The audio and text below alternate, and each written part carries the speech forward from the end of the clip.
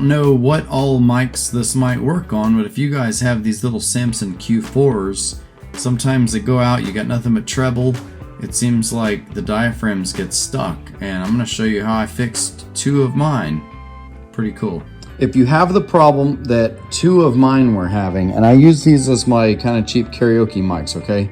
So the problem is that it was as if all the bass had gone away, and all you would hear when you talk into it is really high treble. Now, what I did, and the reason why I did this was because I had 3 of them. One of them was still working fine. Actually, 2 of them were working fine before tonight, and one of the old ones I knew had gone out a long time ago. At least that's what I thought. Well, I put it in my road case, kind of forgot about it. The second one I was using for karaoke, the third one I had was a newer one that I bought probably years later, and it was stored also. But I said, okay, well fine, let me just grab that one that's going to replace my other karaoke mic. Well, what I just did is I just fixed my 2 of these that I thought were broken, and I'm going to show you how. So basically what happens is if these take some bit of an impact, maybe a side impact, the guy tonight, I don't know what happened to my first one that seemed to go out, but the guy tonight, he was literally holding the cable and twirling the microphone in circles. And since I'm drumming with the karaoke, I didn't quite catch it until like right at the end, and I saw it, or else I would have told him to stop disrespecting the equipment. But it happened so fast, I saw it, and I was like, okay, what in the world is he doing? And then the mic flies off, and you know, it goes across the floor like under one of the bar tables or whatever. So I was like, well, that's great. Well, then he goes out and gets it. He's like, oh man, I feel so bad, like I broke your stuff. You know, I was like, well, hey man, it's all in fun. Honestly, this guy had brought a big group of people.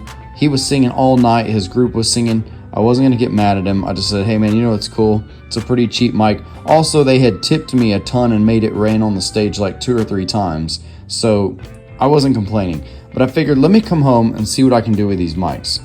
Well, what I did was I took the screen off, and I took, here, I'm gonna open this one back up really quick. Just here, let me set the phone down.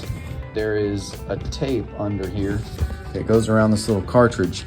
So all I had to do was take my heat gun, and it allows you to take this tape off. You know, you heat it up just enough. You don't want it to get really hot, but once you get it started, you can heat it up just enough, and this thing will literally peel off. And I set it upside down where I could reuse it.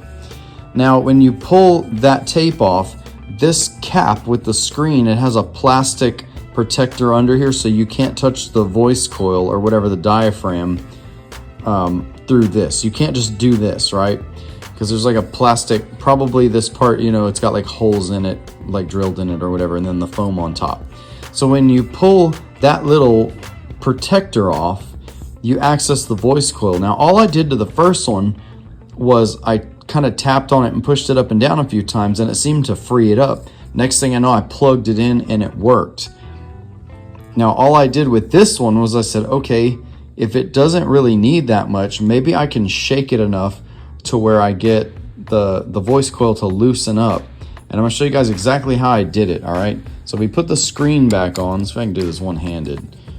All you basically gotta do is give it a bit of a jolt in the correct direction, and it seems to free these voice coils up. And if you're having the problem I was having where it was all treble, now if it's fully out, then I don't know what to tell you. It could be a switch or something. But all I did was, I know that if you bump these hard enough, they're gonna make a really loud scratching sound. So I turn the board down all the way. You know, the gain is up, so you can see the red light. But what's gonna happen is if I bump it just hard enough, watch. I don't know if you guys are gonna be able to see it here. Let's see what happens. Oh, there it went. All right, so hopefully you'll be able to see that in the video.